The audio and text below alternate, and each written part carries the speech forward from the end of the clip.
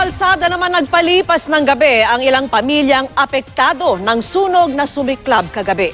Nakatutok si Jay Sabal.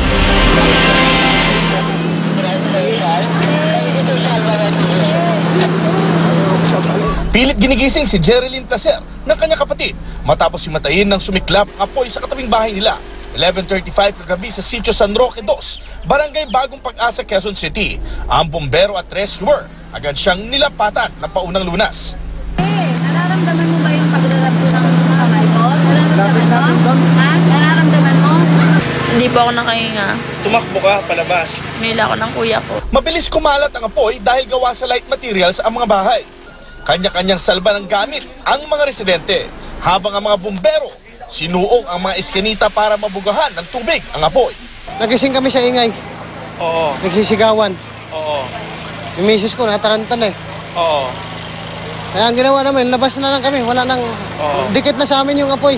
Umabot sa ikalimang alarma ang sunog na tuluyang naapula 1:01 na madaling araw.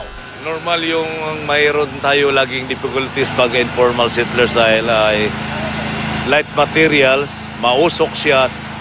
Ma-encounter din natin yung mga labas-pasok ng mga taong nanirahan sa informal settlers area. Tinatayang 30 bahay ang nasunog, apektado ang nasa 60 pamilya.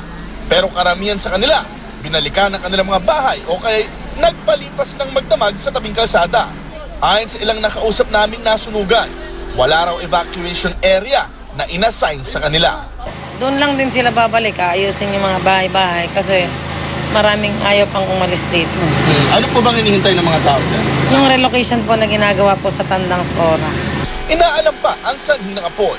Pero batay sa paunang investigasyon ng BFP, nagmula ito sa ikalawang palapag na inuupahan ng isang John J. Comora.